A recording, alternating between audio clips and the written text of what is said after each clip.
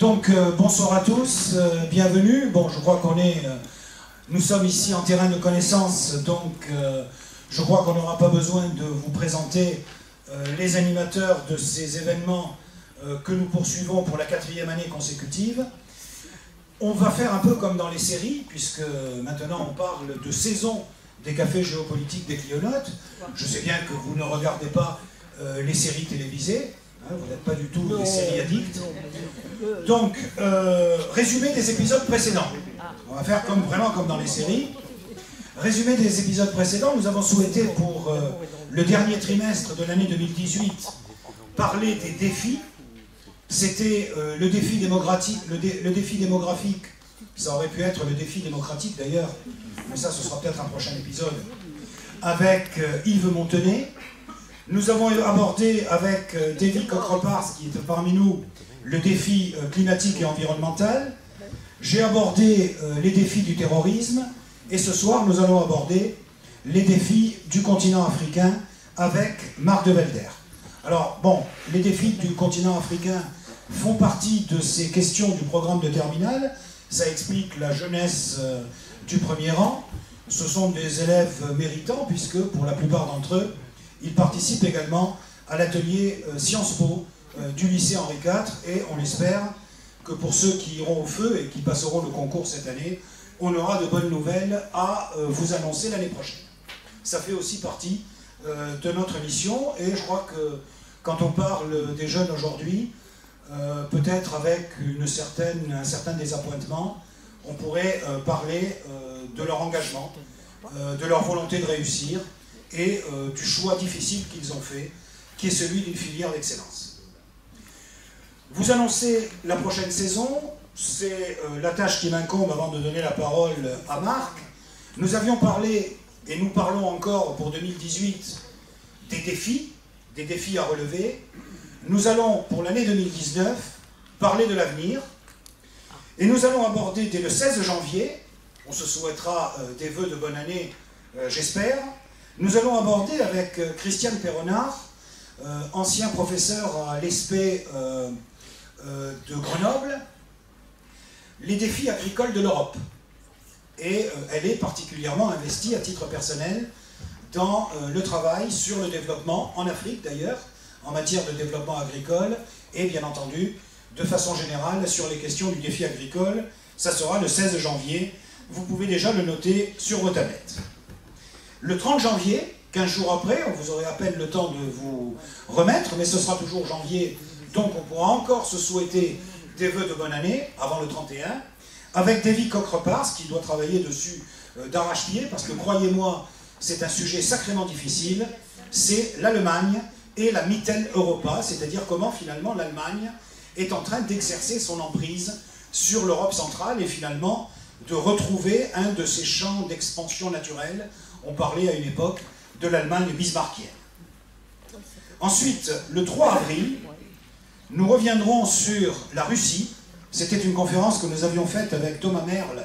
Cette fois-ci, nous allons la faire avec le professeur de russe du lycée Henri IV. Vous voyez qu'on a quand même pas mal de ressources locales. Valérie Geronimi, qui va parler de la fracture entre l'Europe et la Russie.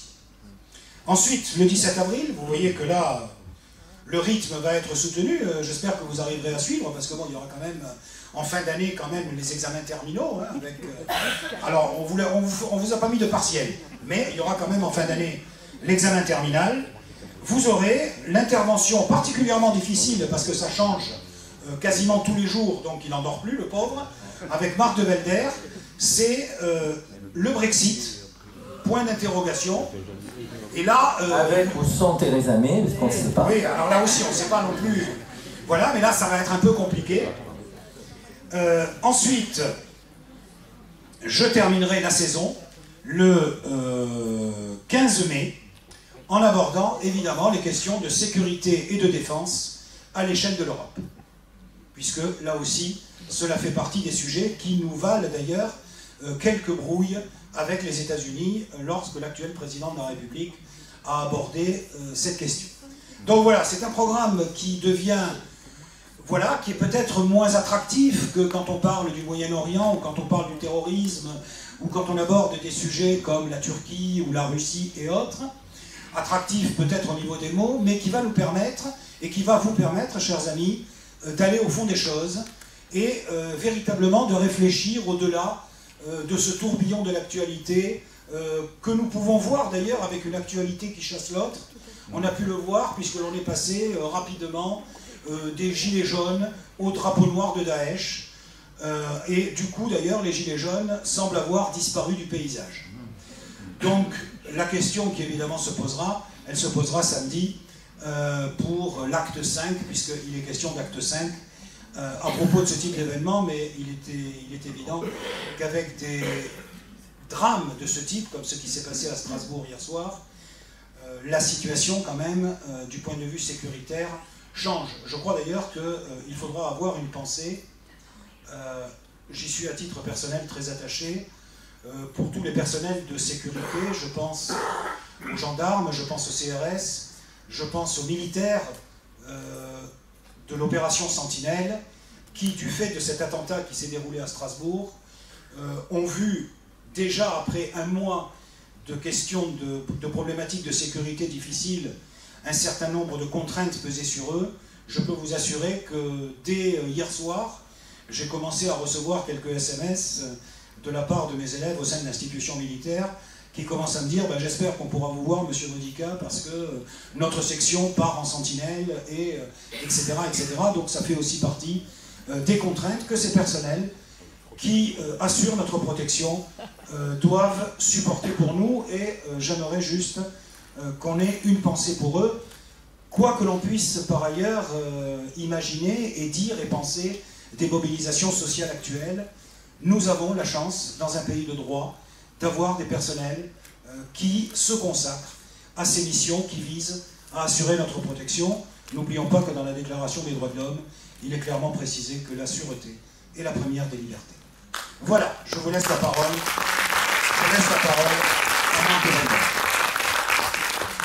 Voilà, donc je rajouterai juste une petite chose, c'est que nous sommes partenaires bien sûr avec la médiathèque, et qu'avec Emmanuel Delahousse, on a quand même choisi un thème d'actualité, puisque le Festival géopolitique de Grenoble du mois de mars a choisi comme thème les désunions européennes, ce qui est en fait notre thème de toute la saison 2 qui vient de vous être expliqué.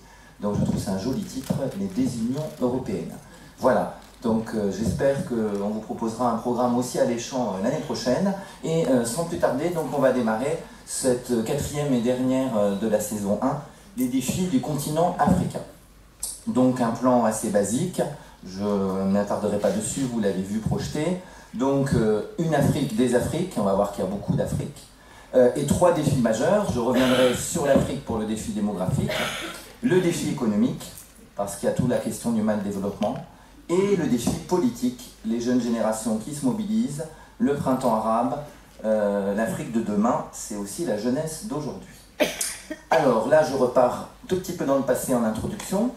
Là, vous reconnaissez un gros gâteau découpé à la conférence de Berlin en 1885. Déjà à l'époque, les grandes puissances européennes de l'époque se partageaient l'Afrique en morceaux. Donc vous repérez ça sur le gâteau. Le continent africain compte aujourd'hui 55 pays, puisqu'avec le Sud-Soudan, on est passé de 54 à 55. Et la situation y est particulièrement diverse et contrastée. Donc c'est une affirmation, il y a des Suds, ce qu'on appelle le Sud émergent, le Sud pétrolier, le Sud en voie de développement, et on va voir tout à l'heure, on en parlera, le Sud des pays les moins avancés. Eh bien, il y a aussi des Afriques. Donc on va être obligé de remplacer le mot sur le gâteau, de lui mettre le pluriel. Alors, plusieurs Afriques. Donc là, on est assez proche du programme de terminale ou du DAU à l'université. Un continent entre contraste de développement et inégale intégration dans la mondialisation, parce que la question au programme de terminale, c'est la place de l'Afrique dans la mondialisation. Et on voit qu'il y a 3 zones qui sont quand même intégrées à la mondialisation. Vous voyez au nord, bien sûr, du continent, Maroc, Algérie, Tunisie, Libye et Égypte, qui ont des liens très forts avec l'Europe, qui sont sur la rive sud de la Méditerranée. Vous avez tout au sud du continent, bien entendu, l'Afrique du Sud, qui est dans les BRICS, Brésil, Russie, Inde, Chine et South Africa, et qui est un pays émergent avec de l'or, des diamants et une industrie importante. Et vous avez une 3e zone relativement intégrée, peut-être plus difficilement que l'Afrique du Nord et l'Afrique du Sud, c'est le Nigeria, qu'on appelle aujourd'hui le premier lion de l'Afrique, pays le plus peuplé de l'Afrique, grande plaque tournante de la drogue par ailleurs, avec la grande ville de Lagos et tous les pays voisins qui sont là en violet et qui dépendent du Nigeria. Mais après, je l'écris en jaune, on ne le voit peut-être pas très bien, le reste de l'Afrique est beaucoup plus périphérique et marginalisé. Vous voyez du côté du Mali, du Niger, ou de l'Afrique de l'Est, toute cette partie jaune de l'Afrique, Madagascar est une île assez pauvre aussi, et qui a des problèmes politiques. Et donc vous avez toute cette Afrique qui a beaucoup plus de mal à s'intégrer à la mondialisation. Donc déjà, une Afrique intégrée, en orange, violet et au sud, une Afrique beaucoup moins intégrée, en jaune, et qui recouvre quand même une grosse partie des pays d'Afrique. Alors on va essayer de tracer maintenant, il y a plusieurs cartes, hein, on commence par beaucoup de cartes, plusieurs Afriques. Là c'est une carte à 5 zones, la carte suivante en proposera une 6e intéressante. Donc là il y a l'Afrique du Nord arabophone, en gros du Maroc au Soudan, mais au Nord-Soudan, pas au Soudan du Sud. L'Afrique de l'Ouest en vert, toujours autour du Nigeria. L'Afrique centrale, qui est assez étendue, en rose pâle. L'Afrique orientale, qui va en gros de l'Éthiopie à Madagascar. Et l'Afrique australe autour de l'Afrique du Sud. Donc là, déjà, sur cette première carte, vous avez en fait 5 Afriques assez différentes les unes des autres, en sachant que les plus développées sont la bleue, les plus riches, la bleue au nord et la violette foncée au sud. Alors, deuxième carte, pas trop vite, mais pour que vous voyez un petit peu la différence. Là, on vous propose 6 Afriques, donc il y en a une de plus. Et c'est l'Afrique, je dirais, qui va poser le plus grand problème. On va la retrouver dans ma première partie sur la démographie. C'est ce qu'on appelle la bande sahélo-sahélienne, l'Afrique du Sahara sud, du Sahel, qui est en rouge. Et je dirais que cette partie rouge, vous voyez, qui coupe l'Afrique ici, c'est la partie à la fois la plus pauvre, qui a très peu d'accès aux mers, à part la Mauritanie, pas de mer, pays enclavés Mali, Niger, Tchad, Centrafrique en guerre, Soudan. C'est sans doute la zone rouge dans le sens la plus difficile de l'Afrique. Vous retrouvez l'Afrique du Nord, l'Afrique australe, comme dans la carte précédente, une Afrique de l'Est, une Afrique centrale, et toujours autour du Nigeria, en bleu foncé cette fois-ci, l'Afrique de l'Ouest, qui elle s'en sort quand même pas si mal. Voilà, donc déjà rien que sur ces cartes, on s'aperçoit que c'est très difficile de généraliser sur le continent africain et qu'il y a des situations très contrastées.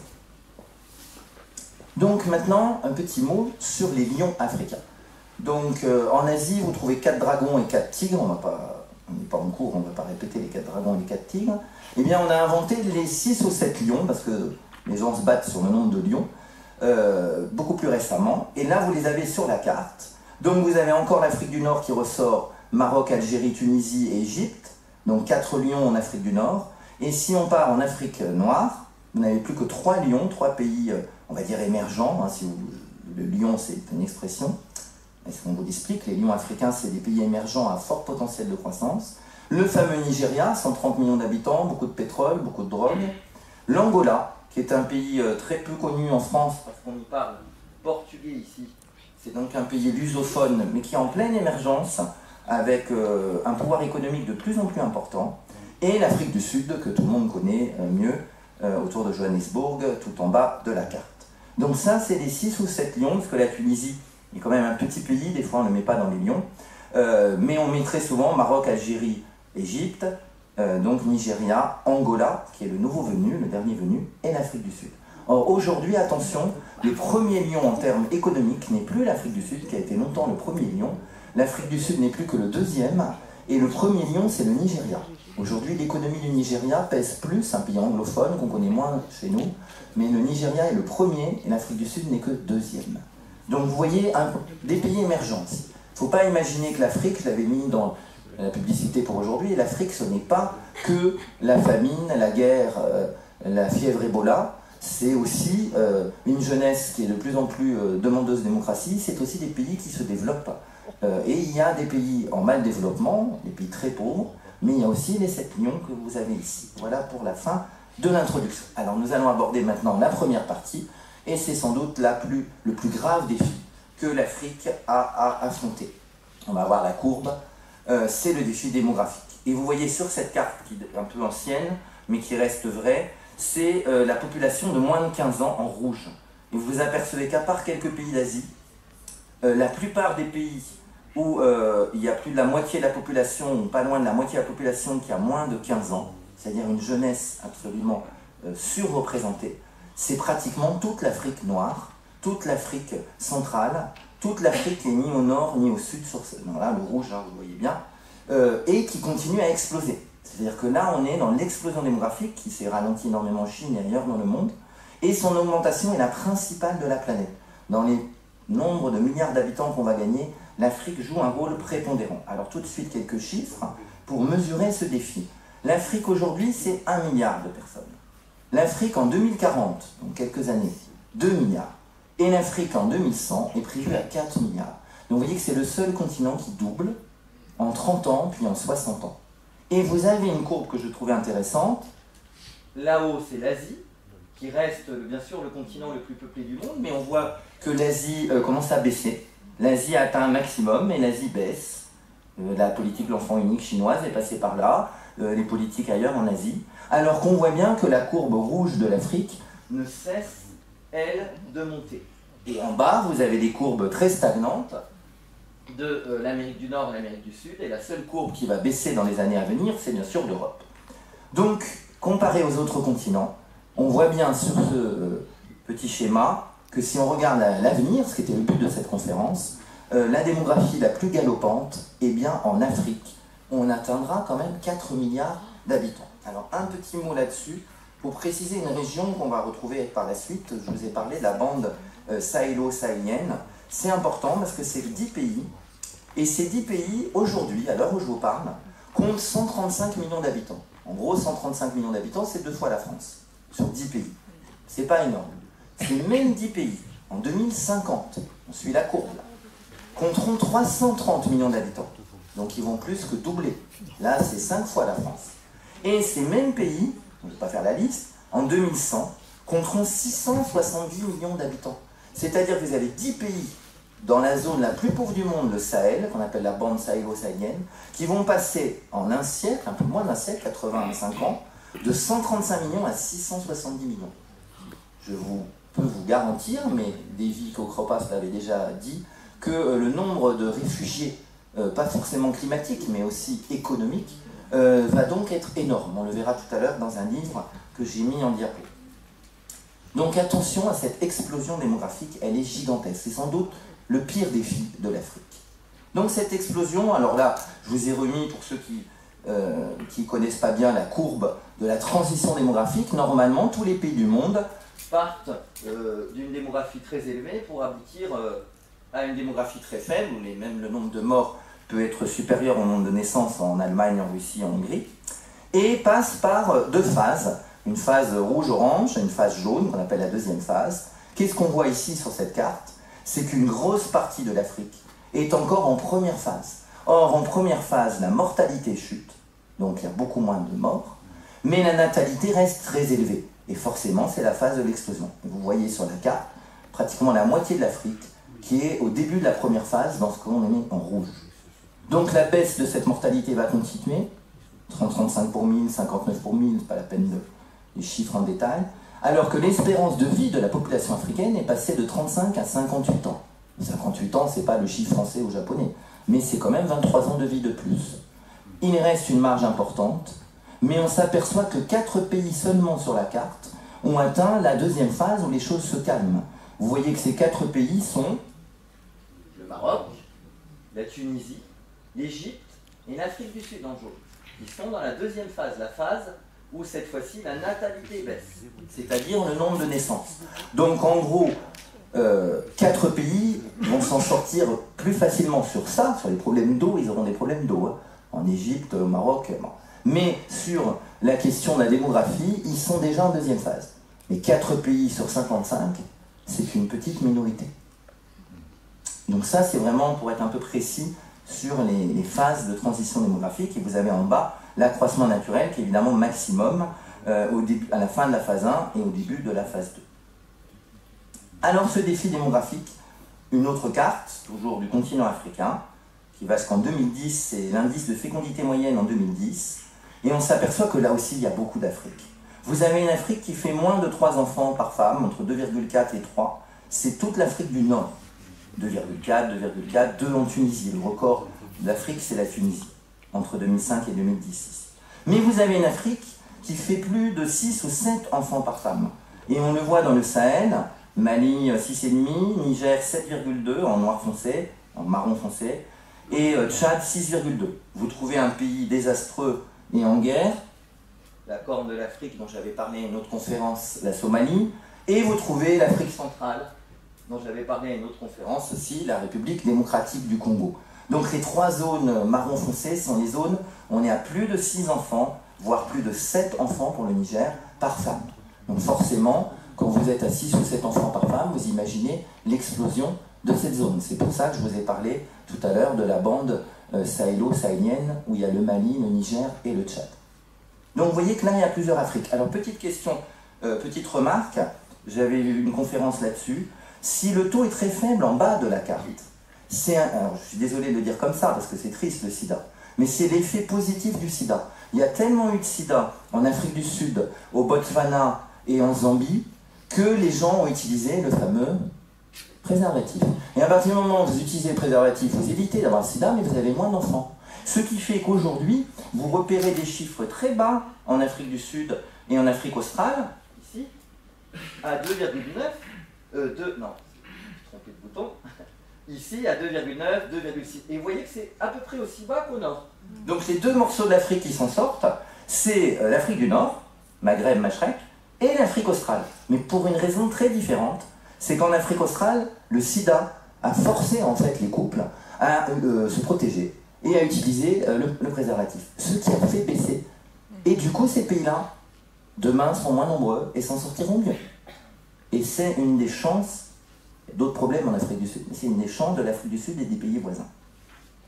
Donc ça, c'est pour préciser pourquoi c'est très bas aussi, en dessous de 3, dans 4 pays d'Afrique australe et autour de 3 dans 2 autres pays.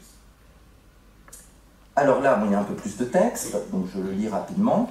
Sans une diminution drastique de la fécondité, comme la Chine l'a fait avec l'enfant unique, l'Afrique s'expose à de graves déboires. Or, le problème qui a marché en Afrique australe, c'est que la révolution contraceptive tarde à venir. Malgré le réel développement des classes moyennes, les villes africaines, aujourd'hui, ne semblent pas en état d'absorber, dans des conditions satisfaisantes, une croissance démographique aussi forte. Doubler la population, c'est doubler le nombre de gens dans les bidonvilles, à Lagos, au Caire et ailleurs en Afrique. Dire qu'en 2050, il y aura plus de jeunes en Afrique qu'en Asie, Asie orientale, c'est ne rien dire si on n'a pas les conditions d'emploi, j'aime pas trop le mot employabilité, mais enfin on passe, des jeunes, ce qui suppose évidemment l'effort fantastique qu'a fait l'Asie en termes d'éducation et de santé. Or vous savez tous que malheureusement pour l'instant, le continent africain, et surtout en Afrique noire, n'a pas fait cet effort d'éducation et de santé. Et donc, des millions de gens en plus, si on a un faible niveau d'éducation et de santé, ça veut dire un faible niveau de développement humain, et ça veut dire que ça n'a rien à voir avec les villes chinoises, japonaises, ou même indiennes, qui sont parfois plus pauvres, et qui, elles, ont fait l'effort, à Singapour et ailleurs, du niveau d'éducation. Donc la question clé, c'est pas parce que je suis prof que je le dis, c'est la question du niveau d'éducation de toute l'Afrique. En tout état de cause, ce dividende démographique ne sera qu'un mirage s'il n'y a pas rapidement, mais on ne le voit pas arriver, une forte accélération de la baisse de la fécondité. Donc ce qui existe en Tunisie, en Afrique du Sud, n'existe malheureusement pas dans une bonne trentaine de pays d'Afrique. Là se trouve la clé de l'avenir et de ce défi de l'Afrique. L'urbanisation y contribue, parce que quand les femmes sont éduquées et vivent en ville, elles font moins d'enfants qu'à la brousse et dans la campagne. Mais cela, pour l'instant, ne suffit pas. Et en particulier, je vous l'ai souligné, les masses rurales sont mal mobilisées. Donc il y a un aspect politique, bien sûr. J'ai séparé artificiellement démographie, économie et politique. En fait, ça va ensemble. Et il faut beaucoup de pédagogie et de volonté politique. Or, les dictateurs ont de la volonté politique pour acheter des armes et mettre de l'argent de côté dans les paradis fiscaux en Suisse, beaucoup moins pour répandre le préservatif ou la contraception. Et les responsables africains, je parle donc de ces dictateurs et de ces chefs d'État, qui ne sont pas tous des dictateurs, renâclent à s'engager dans ce combat démographique, comme l'ont fait tous les pays d'Asie, aujourd'hui émergents, ou même d'Amérique du Sud. Et voilà le livre dont je vous parlais. Donc il y a un livre que j'ai lu pour cette conférence il y a quelque temps, qui a fait un effet d'une bombe, pas démographique, mais d'une bombe. Ça s'appelle Africanistan. Alors le titre est un peu choc, le livre, je précise, n'est pas d'extrême droite et était une étude tout à fait sérieuse de la bande sahélienne. L'Afrique en crise va-t-elle se retrouver dans nos banlieues, donc avec un camion rempli d'Africains? Dans un futur proche, je vous ai donné les chiffres tout à l'heure. Les plus pauvres États du Sahel vont donc passer de 165 millions, de 135 millions, je donne le chiffre exact, à 670 millions. Imaginez que c'est un des endroits les plus enclavés, les plus pauvres, où l'éducation et la santé est la pire. Sans déboucher sur place, quelle est leur seule chance? C'est marqué, émigrer en Europe. Donc la réponse à la question est évidente. L'Afrique en crise va, demain, qu'on le veuille ou non, quoi qu'on fasse au contrôle des frontières, se retrouver dans nos banlieues. Et la question démographique africaine, j'espère que vous l'aurez compris, est donc aussi notre problème. Et ce n'est pas en multipliant par 10 tous les frais d'inscription des étudiants africains dans les études supérieures en France qui vont quitter, du coup, que nous allons redresser nos liens avec l'Afrique. Là, M. Macron a pris une décision que je trouve une des pires qu'il ait prise. Il a augmenté les tarifs pour les étudiants étrangers, en grande partie africains. C'est les intellectuels africains. Ils pourront plus venir en France. Ils iront ailleurs ou ils resteront en Afrique. C'est une grave décision et je pense que ça compromet aussi l'avenir. On parle toujours de la France-Afrique qui profite à la France. Il faudrait aussi que ça profite à un certain nombre d'étudiants africains. Alors là, on va les chasser au profit d'étudiants beaucoup plus riches, venus du Qatar, des Émirats Arabes Unis ou d'Arabie Saoudite. C'est un choix politique que je désapprouve. Alors, ça c'est une des réponses. Je n'ai pas toutes les solutions à mes défis. Une des réponses, c'est ce qu'on appelle le devoir d'ingérence démographique. Alors vous avez une pub que j'ai trouvée amusante de planification familiale, faites le bon choix, donc au lieu d'avoir 4 ou 5 enfants, essayez d'en avoir 2. C'est incitatif, c'est le ministère de la Santé. Certains spécialistes de l'Afrique évoquent un devoir d'ingérence démographique, comme il y a un devoir d'ingérence humanitaire. Mais comment le mettre en place? C'est là que le bas blesse. Parce que cette théorie est critiquée comme une nouvelle forme de colonisation, un néocolonialisme. Est-ce à nous, l'Occident, de dire aux pays africains qu'ils doivent faire moins d'enfants? Les Chinois ont pris, dans une dictature, l'enfant unique. On va peut-être gérer le micro, parce qu'il y a un petit problème de micro. Tu parles un peu plus, voilà. Plus loin? Voilà. Ça grésille. Ben oui, c'est pas... Voilà. Est-ce que là, je suis audible? Vous dites. Voilà, merci. Alors, excusez-moi. Donc, cette théorie est critiquée comme une forme de néocolonialisme. Est-ce aux pays riches de dire aux pays africains, comme dans l'image, en haut, qu'il faut avoir 2 enfants par femme, en imposant un planning familial? C'est compliqué. Je pense que c'est aux Africains eux-mêmes, et c'est les dictateurs, je l'ai dit tout à l'heure, ils ont d'autres intérêts, et à la société africaine d'imaginer qu'à 4 milliards, ça ne va pas être simple. Situation difficile à 1 milliard, 2100, 4 milliards, qu'est-ce qui se passe? C'est compliqué. Donc il y a une solution. Est-ce que c'est l'ingérence démographique ou est-ce que c'est les Africains de prendre eux-mêmes en charge leur démographie? Alors on arrive au taux d'urbanisation. L'Afrique a des villes champignons. On a des zones où il y a très peu de grandes villes, inférieures à 30% par exemple au Burkina Faso ou au Kenya, mais il y a des pays africains avec de grandes villes, en Afrique du Nord, au Gabon, au Cameroun, au Congo. Donc l'Afrique de demain sera plus urbaine et de plus en plus urbaine. Vous voyez ici des inégalités de densité de l'Afrique, ça c'est de la pure géographie. Donc on a des densités supérieures à 50 habitants par kilomètre carré en rouge, mais aussi des zones comme le Sahara, évidemment c'est un désert, où il y a 1 habitant au kilomètre carré, moins de 1. Mais vous voyez apparaître, c'est ça surtout qui m'intéresse plutôt que vous commentez toutes les couleurs des densités, 5 villes de plus de 5 millions d'habitants. Donc vous avez 5 énormes villes aujourd'hui. Le Caire, le chiffre le plus récent, j'ai trouvé 24,4 millions d'habitants, le Grand Caire, une ville énorme en Égypte, que le dictateur actuel voulait quitter pour s'éloigner de sa population, un peu comme on se méfiait de Paris au 19e siècle. Monsieur Sisi se méfie de ses propres habitants au Caire et il veut se faire construire une nouvelle capitale en plein désert, payée par le Qatar, son allié. Voilà, petite phrase pour ce dictateur. Il y a aussi Lagos, parler du Nigeria, 23 millions d'habitants. Johannesburg, tout en bas de la carte en Afrique du Sud, 15 millions d'habitants à peu près. Des villes moins connues, Kinshasa, là on ne sait même pas, entre 12 et 17 millions. Là les chiffres sont tellement imprécis en République démocratique du Congo, parce qu'il y a Brazzaville, là c'est Congo, République démocratique du Congo, ex-belge Zaïre, c'est Kinshasa qu'on ne sait même pas s'ils sont 12, 15 ou 17. Khartoum, il serait à peu près 8 millions. Et Alger et Luanda, autour de 8 millions et 6 millions et demi. Et vous voyez, Luanda, c'est une des villes les moins connues par les Français. C'est la capitale de l'Angola, dont je parlais tout à l'heure, qui parle portugais. C'est une des villes les plus chères d'Afrique sur le long de la plage. Parce que vous avez tous les milliardaires et millionnaires du coin, parce qu'il y a aussi des millionnaires et des milliardaires en Afrique, qui vivent de plus en plus à Luanda, au bord de la plage, dans de superbes résidences. Donc vous voyez toutes ces villes, alors je ne vais pas citer toutes les petites, hein, mais vous avez 5 villes énormes, de plus de 5 millions, mais ça atteint jusqu'à 25 millions, qui se développent. Alors on va arriver, regarde là, aux deuxième partie, le défi économique. Alors un bouquin ancien, il y a plus de 40 ans, L'Afrique noire est mal partie. Malheureusement, ce titre peut rester d'actualité. C'était un écologiste candidat au présidentiel, René Dumont, qui avait écrit cela. Alors là, c'est pour vous faire sourire un petit peu, la différence entre un cadre européen, un saoudien et un africain. C'est sûr que ce n'est pas le même défi. Pour Carlos Ghosn à ma gauche, pour Mohamed Ben Salman au milieu, et pour un habitant du Sahel avec son cactus. Alors j'arrive au plus pauvre. Le défi économique, c'est surtout le défi des pays les moins avancés. Ça, il faut le savoir, je ne vais pas les détailler, ils sont rouges. 33 pays moins avancés sur les 47 de la planète sont en Afrique. Cette Afrique-là, c'est l'Afrique des caricatures, c'est-à-dire des maladies, de la famine, de la guerre. Vous voyez que ce n'est pas tout le continent. De la Mauritanie à la Somalie et de la République démocratique du Congo plutôt que d'Angola à Madagascar, vous avez une Afrique noire très pauvre. Mais vous voyez qu'au nord et dans l'Afrique australe, il y a des pays qui ne sont absolument pas moins avancés. Il y a quand même la grosse majorité des PMA de la planète, 33 pays africains.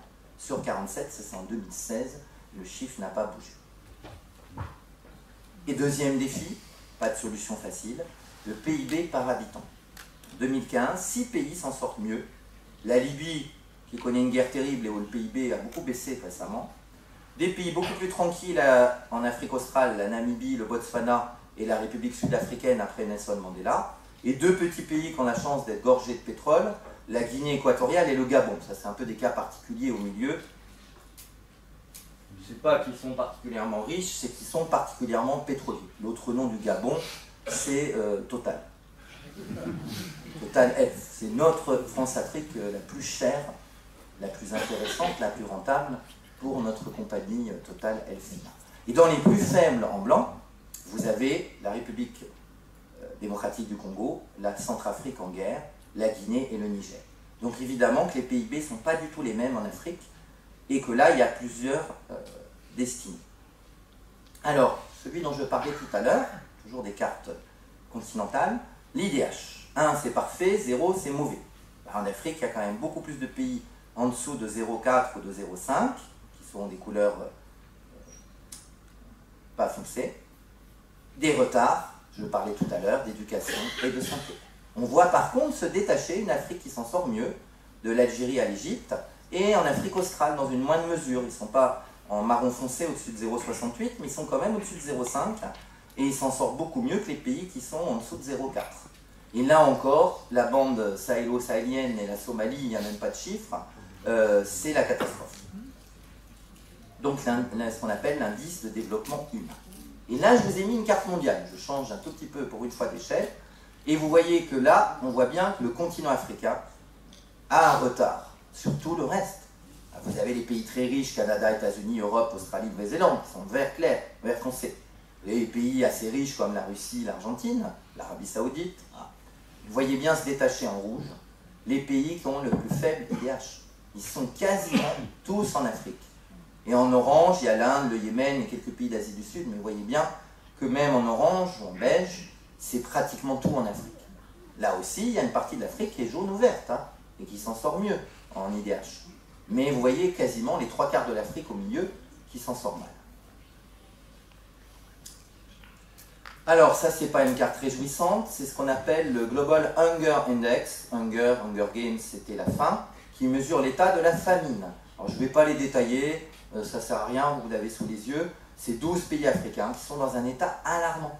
Le pire, je le dis, en rouge, c'est l'Érythrée et le Rwanda.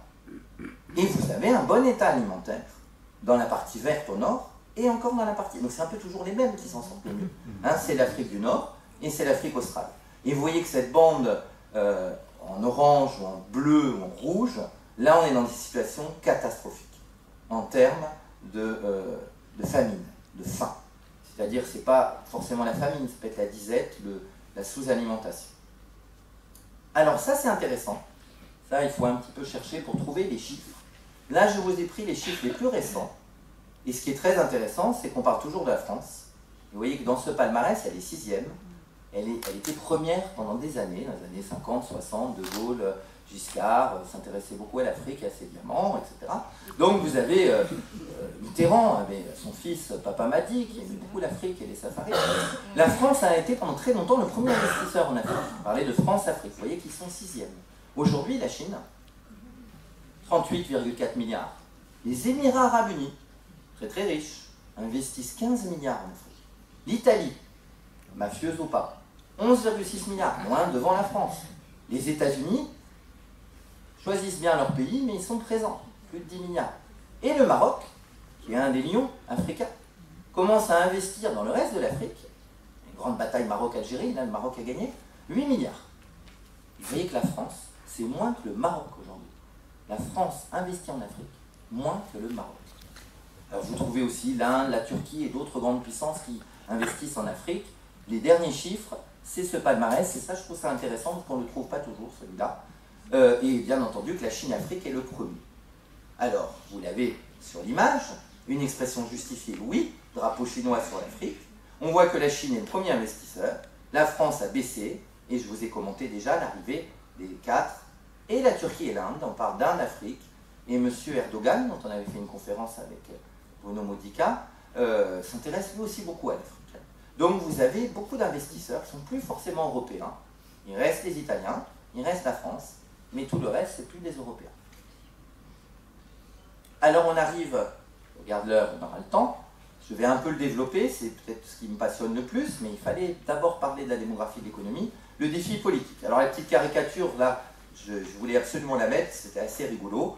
Vous avez alternance Ghana, alternance Bénin, alternance même dans la mer, si vous regardez en bas. Et puis vous avez le fils, alors je vous donne quand même son nom, à ce monsieur ligoté sur sa chaise présidentielle. C'est le fils d'Eyadema au Togo. Son papa est mort en 2005, il s'appelait Gnassingbé Eyadema, et son fils fort, Gnassingbé, a succédé à son papa, comme en Corée du Nord si vous voulez. Et alors là, il y a marqué maintenance. Togo, c'est maintenance même. Maintenance au Togo, et il dit je respecte les consignes de mon père, il m'a jamais dit de quitter le pouvoir. Voilà un fils obéissant. Il obéit à papa. Donc c'est assez rigolo, j'ai trouvé cette image, parce que tous les autres pays voisins ont vraiment connu une alternance politique, et lui pas. Voilà. Donc c'est le troisième défi. Et je crois que c'est le défi là de la jeunesse et de l'avenir. Est-ce que le printemps arabe sera un jour un printemps africain, d'Afrique noire? C'est pas gagné. Depuis les années 60, l'Afrique est indépendante. Elle ne peut plus dire c'est toutes les erreurs, c'est la colonisation, même s'il y a les problèmes des grandes entreprises encore aujourd'hui de l'ancien monde de la triade. Mais il y a aussi des responsables des dictatures et des guerres. Et ça, c'est les responsabilités des Africains eux-mêmes. Donc, petite image, ce défi politique. Alors aujourd'hui, si on fait un classement rapide, parce qu'il y a des choses à redire, vous avez 22 dictatures stables. J'aime beaucoup le mot dictature stable. C'est-à-dire dictature installée. On verra tout à l'heure M. Bouteflika parler du maréchal Sissi, donc c'est en orange. 22 dictatures stables. C'est assez facile sur 55, ça fait 2 cinquièmes, 2 cinquièmes, 1 cinquième. 22 pays africains qui connaissent des élections démocratiques réelles, dont 6 dans la partie australe. Depuis Nelson Mandela, l'Afrique du Sud vote. Et tout le monde vote. Avant, ce n'était pas le cas, évidemment. Donc l'Afrique australe.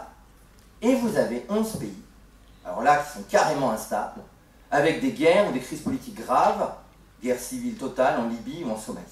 Donc en gros, c'est pas le verre à moitié plein, à moitié vide, parce que 22 dictatures et 11 pays en guerre, ça fait quand même la majorité des pays d'Afrique.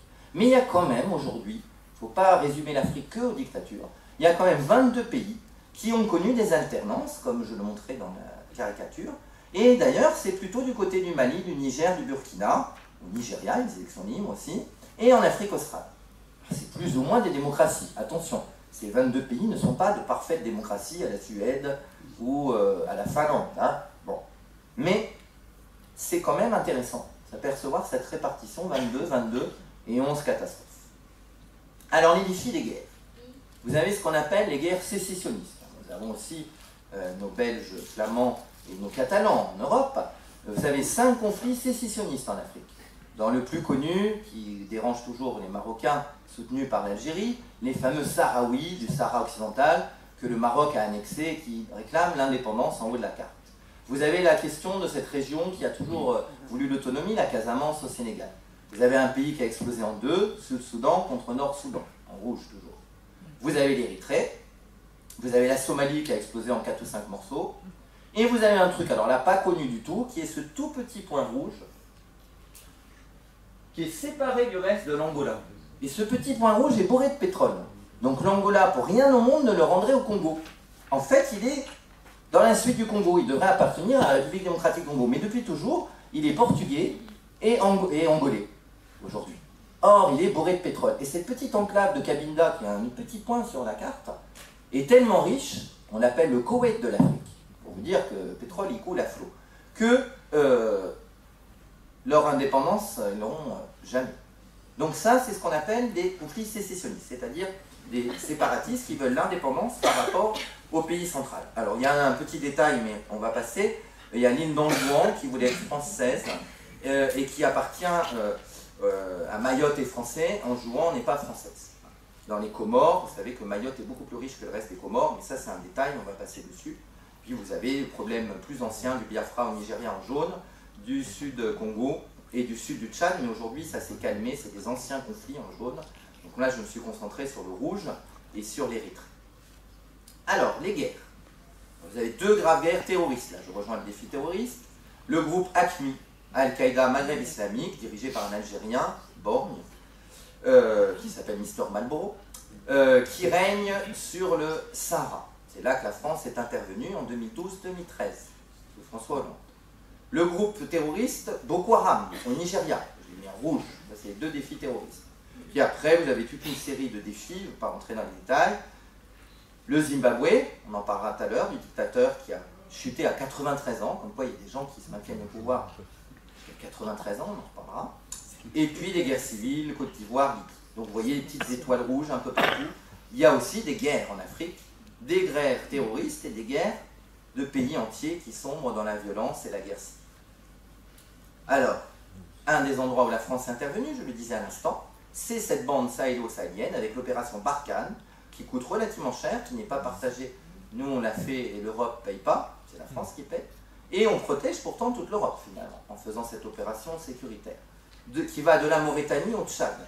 Cette opération visant à éradiquer le fameux groupe que je vous ai mis dans la diapo d'avant, AQMI, Al-Qaïda au Maghreb islamique. Elle est toujours en cours, cette opération, et c'est que la France qui s'en occupe de la Mauritanie au Tchad. Alors elle essaye aujourd'hui d'obtenir des soutiens financiers d'autres pays, mais c'est que des chèques. Hein. C'est-à-dire que les soldats sur place, c'est quand même des bases françaises, et tous les carrés bleus là, c'est des bases françaises, et tous les petits ronds bleus, ce sont aussi des points d'appui pour les forces françaises. Alors vous avez maintenant une carte du tourisme, la conséquence de tout ça. C'est ce qu'on appelle en géopolitique les zones grises, qui se ferment à tous les étrangers et en particulier aux touristes. Là je vous ai mis une carte touristique, ce qui est fortement déconseillé aux touristes. En gros, si vous voulez mourir, vous allez dans les zones rouges. Orange, déconseillé, sauf raison impérative. Vous devez enterrer votre grand-mère, allez-y, mais sinon, non. Vigilance normale, il n'y a quasiment rien. Hein, et vigilance renforcée, il y a... Donc ça veut dire quoi? Pratiquement tout le Mali, il ne faut pas y aller. Tout le nord du Niger, pratiquement tout le Nigeria, où il y a beaucoup, hein. Pratiquement toute la Centrafrique, qui est en guerre grave, pratiquement tout le Soudan. Donc vous voyez que la liste des pays rouges, si on fait une carte du tourisme, voilà. Et c'est des pays qui étaient à un moment très touristiques, comme le Mali, le pays d'Ogo, hein, il y avait beaucoup de touristes. Alors maintenant, je me suis amusé à faire des cas particuliers. Donc on va faire quelques cas géopolitiques, pays par pays. Là je quitte un peu le continent. Alors mon préféré, je vous l'ai dit, c'est ce monsieur de 93 ans, qui voulait imposer sa femme au pouvoir, parce qu'elle forcément, il avait pris une femme de 40 ans de moins que lui. Elle n'avait que 53 ans de grâce, mais l'état de grâce n'a pas duré. Et un coup d'État a mis fin au pouvoir de ce couple, une femme à droite et vieux monsieur à gauche, héros de la libération du Zimbabwe en 1980, hein, mais qui s'est resté au pouvoir pendant beaucoup trop longtemps. Et on dit aujourd'hui que dans le départ de Mugabe, ça serait vérifié dans certaines officines, les Chinois, il y a eu un petit voyage en Chine de celui qui a remplacé Mugabe. Alors il a un nom un peu compliqué, je l'ai noté, Emerson Mnangagwa, je vais y arriver, qui a été élu de justesse aux élections. Il a quand même fait des élections après son coup d'État, histoire de dire le peuple me veut.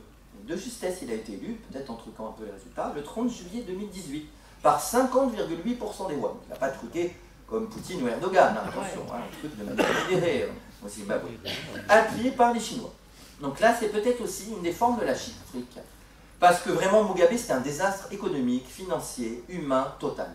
Si on veut, et les Chinois sont très présents au Zimbabwe, s'ils veulent un allié correct, il valait mieux prendre un monsieur de 75 ans, il n'a pas 45 ans, hein, et qui a remplacé celui de 93. Deuxième cas, ça c'est plus intéressant peut-être. C'est la première fois qu'une armée africaine, non pas française, non pas américaine, non pas occidentale, l'armée sénégalaise, a déposé un dictateur qui voulait rester en place, qui s'appelait Jammeh, pour mettre en place un président qui avait été élu.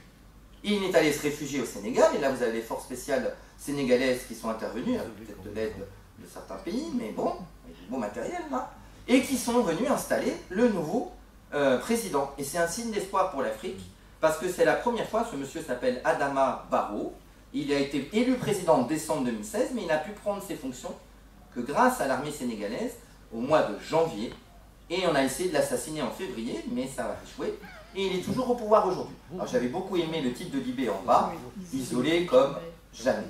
Il faut quand même savoir que Jammeh, avant de partir, a dit qu'il allait prier dans les mosquées. C'est un pays musulman, on prie beaucoup dans les mosquées, sauf qu'il n'a évidemment pas prié dans les mosquées, il a fait le tour de toutes les banques où il avait énormément d'argent, et il a emporté plusieurs millions de dollars dans son hélicoptère quand il a fui.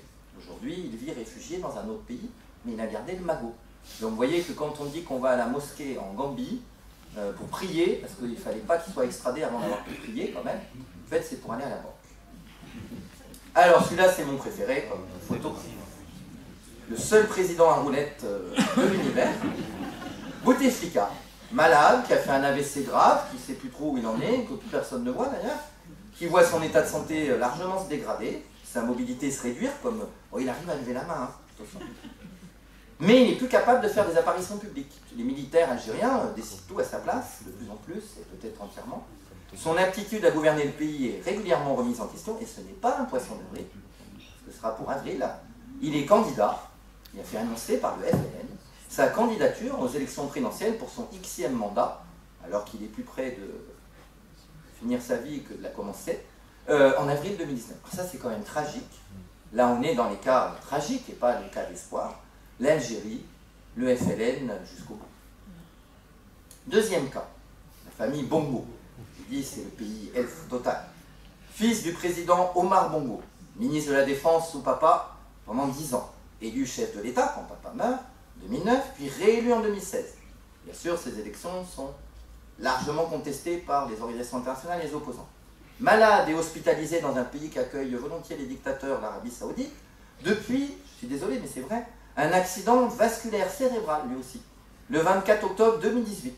Aux dernières nouvelles, il se repose au Maroc depuis le 29 novembre, et la dernière date que j'ai trouvée, il faisait siéger son conseil de ministres à côté de l'hôpital militaire où il est soigné, parce qu'il est quand même dans un état pathétique. Il a fait une réunion de travail, donc rassurez-vous, il travaille.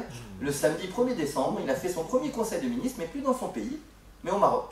Donc Arabie Saoudite, Maroc, c'est le premier président moderne qui ne vit même plus dans le pays qui gouverne.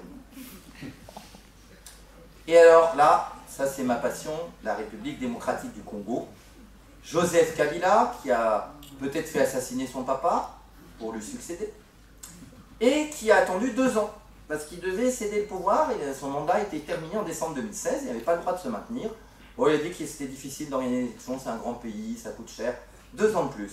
Et bien sûr, il désigne son successeur, le monsieur à chapeau à gauche, lui c'est le monsieur aux lunettes noires, Emmanuel Ramazani Shadari, et son cadeau de Noël, puisque c'est le 23 décembre qu'aura lieu l'élection, dans quelques jours, serait bien sûr la victoire de son poulain dans des élections largement truquées. Donc je vous prédis une victoire très forte du futur, pas Emmanuel Macron, attention, Emmanuel Ramazani Shadari.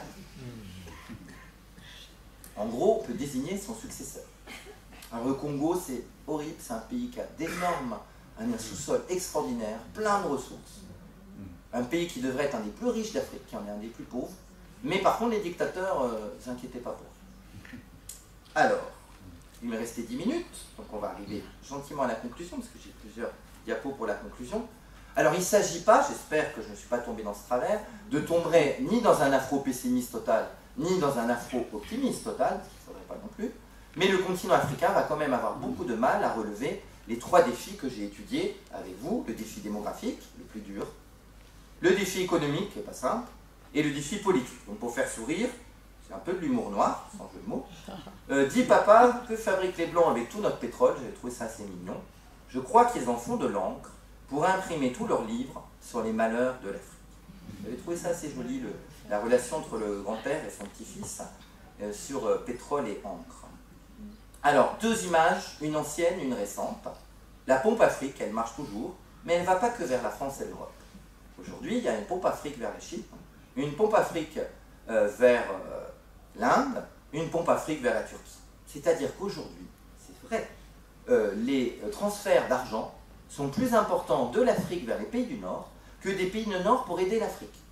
Donc l'aspirateur fonctionne que dans un sens, et vous voyez que la pompe Afrique, alors c'est aussi le PMU africain cher à Charles Pasqua, feu Charles Pasqua, qui avait des intérêts énormes corse dans les PMU africains, où quand il gagnait le PMU, il gagnait beaucoup moins qu'en France. La différence allait dans les mains de la mafia corse qui tient les casinos et le PMU en Afrique, et que Charles Pasqua, en tant que ministre de l'Intérieur, a toujours bien protégé, comme tous les Marseillais dignes de ce nom. Donc la pompe Afrique de Charles Pasqua aujourd'hui, mais ailleurs, elle continue. Et cette pompe Afrique, avec jeu de mots, elle va malheureusement dans le sens sud. Alors là c'est une vieille caricature, mais que je trouve d'actualité. Elle avait été faite en 1960 en Allemagne. Vous aviez la colonisation, un blanc à casque avec la pipe, avec 2 esclaves, et puis vous aviez 9 rois africains, avec les mêmes esclaves, sauf qu'ils ont un joli chapeau et une belle pancarte, et qu'écrit « Vive le dictateur », peu importe son nom.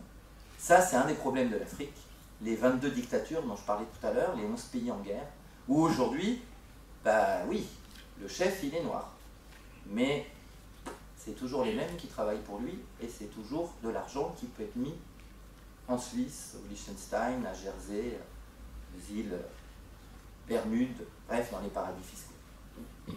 Alors maintenant, il y a quand même des idées reçues. Je ne voulais pas terminer sans balayer quelques idées reçues. L'Afrique, tous pareil. Ça, dès le début, j'espère que vous avez compris que l'Afrique, c'est pas tous pareil. Qu'il y a des lions, des pays qui s'en sortent très bien, des pays qui s'en sortent très mal. Les infrastructures africaines sont inexistantes. Ça dépend où, ça dépend comment. C'est faux. Personne ne veut financer la croissance africaine. Alors là, c'est faux. Tout le monde se bat pour financer la croissance africaine. Les Chinois, les Indiens, Taïwan, la Turquie, tous les autres. Parce qu'en échange, ils récupèrent des choses, bien sûr. Le consommateur africain n'est pas, comme on dit, bankable. Là, si. Il y a des classes moyennes en Afrique et des gens qui peuvent payer. Alors, moins les médicaments, pour les plus malheureux, mais quand même tout un tas de choses. On ne peut pas travailler avec des entreprises africaines, bon ça c'est un cliché. L'agriculture c'est has-been, là j'espère que Mme Perronard nous montrera que l'agriculture c'est très important pour l'Afrique, mais pas que pour l'Afrique. L'Afrique ne marche qu'aux matières premières. C'est vrai qu'il y a beaucoup de matières premières en Afrique, mais il n'y a pas que ça. L'Afrique est isolée du reste du monde, ça c'est la diapo suivante. Les institutions africaines sont inexistantes, c'est faux. Et il est dur de trouver des entrepreneurs et des talents en Afrique, c'est de moins en moins vrai. Donc ça c'était une campagne pour un petit peu battre en brèche 10 idées reçues sur l'Afrique. Alors ils avaient un petit peu détaillé, je vous ai choisi une des idées reçues, l'Afrique isolée du monde. Et là vous voyez 2 Afriques, ce n'est pas les mêmes que dans mon début de diaporama, c'est les Afriques littorales, proches de la mondialisation, et qui en profitent de plus en plus. Donc le Maroc, l'Égypte et tous ces pays de l'Afrique de l'Est littorale, du Nigeria, le Ghana, et puis effectivement une Afrique qui profite beaucoup moins, et qui est elle plus isolée, qui est l'Afrique interne du Sahel, Mali, Niger, qui n'est pas sur la carte, qui est tous les pays en blanc, hein, qui eux sont loin des contacts. Mais les pays côtiers, même s'ils ont beaucoup de matières premières, aujourd'hui représentent de plus en plus un commerce avec le reste du monde. Et je voulais finir sur la Chine, et sur une carte donc, qui ouvrirait en conclusion sur un autre sujet, les routes de la soie. Après il y aura les questions. Juste avant, il y a aussi des pays en pleine croissance. Et là, je vous ai mis le top 10 2018 des pays avec la plus forte croissance économique. Et il y a 4 asiatiques, Inde, Cambodge, Bhoutan et Philippines, puisque la Chine, ça a baissé. Mais il y a 6 Africains. Et vous avez les 6 Africains sur cette carte. Ceux-là, ce n'est pas forcément des lions. Hein. Sénégal, Côte d'Ivoire, Ghana, Tanzanie, ce pas des lions. Qui ont connu une croissance extraordinaire. Alors, Djibouti, c'est un peu particulier, parce que c'est une base militaire chinoise, américaine et française. Et bien entendu, ils s'enrichissent aussi sur ces bases militaires. Mais les autres pays, à part le cas spécial de Djibouti, c'est quand même sur les 10 pays qui ont la plus forte croissance du monde, ça, on n'y pense pas. Il y en a 6 qui sont africains. Ça, c'est tiré du Courrier international 2018. Et vous voyez qu'il y a des chiffres de croissance dont rêverait François Hollande et tous les dirigeants français, 8,3, 8,2, 7,2, etc. Et c'était ça ma conclusion. Je voulais revenir sur la route de la soie. Vous savez que c'est le grand projet de l'actuel dirigeant chinois Xi Jinping. Il veut développer une route terrestre de la soie qui va de Pékin à Rotterdam. Je passe sur la route terrestre qui ici n'intéresse pas tellement l'Afrique, voire pas du tout, mais qui intéresse beaucoup M. Erdogan, puisqu'elle passe par Téhéran et Istanbul et Moscou, les 3 alliés actuels, Poutine, Erdogan et l'Iran, qui se rapprochent de plus en plus, qui se créent des gazoducs, etc. C'est quand même intéressant de voir que la Chine a 3 alliés sur ce passage terrestre en orange. Moi, ce qui m'intéresse là, c'est le passage maritime. Donc je ne vais pas détailler en Asie, mais vous voyez qu'il arrive à Nairobi au Kenya, qui passe par la plaque tournante où il y a la plus grande base chinoise militaire du monde, avec plus de 10 000 soldats chinois, bien plus que les Français et que les Américains, et qui passe en Égypte par le canal de Suez et Port Saïd. C'est-à-dire que l'Afrique et la Chine-Afrique sont intégrées dans la route de la soie moderne de demain, et ce n'est pas un hasard. La Chine, a beaucoup d'intérêt en Afrique. Je ne vous ai pas mis une caricature, on voit une vache qui traite un Chinois qui a été, on a donné de l'argent, les Américains, donc le SAM est tout désolé parce qu'ils voient la vache traite par les Chinois alors que l'argent venait des États-Unis. Et la Chine aujourd'hui veut absolument courtiser beaucoup de dictatures, d'ailleurs, mais pas que des dictatures, en Afrique et participer à ce développement. C'est parfois mal vu par les Africains et ça pose des problèmes parce que ça reste des étrangers qui arrivent pour des intérêts, pour une forme de néocolonialisme. Mais je voulais vous montrer cette carte parce qu'il y a la voie maritime qui passe bien par l'Afrique. Alors, vu l'heure, j'ai 3 minutes d'avance, donc il y aura largement de temps pour les questions. Et n'hésitez pas à m'en poser. Merci.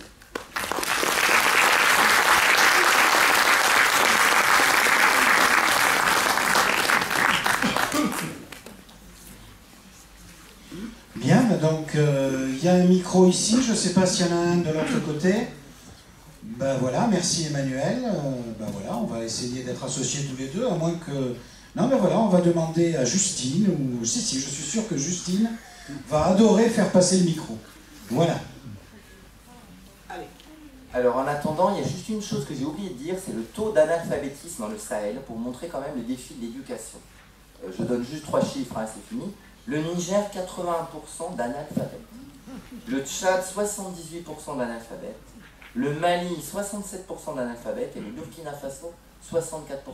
Comment voulez-vous que ces 4 pays sahéliens, donc Niger, Mali, Burkina Faso et Tchad, qui ont des liens très forts avec la France, se développent si 80% ou les 2 tiers de leur population ne vont jamais à l'école et sont analphabètes? Là, on est devant un des défis aussi que j'aurais pu faire, hein, le défi éducatif en humanité. Alors, les questions. Oui. Qui démarre? Allez-y. Michel Blanc.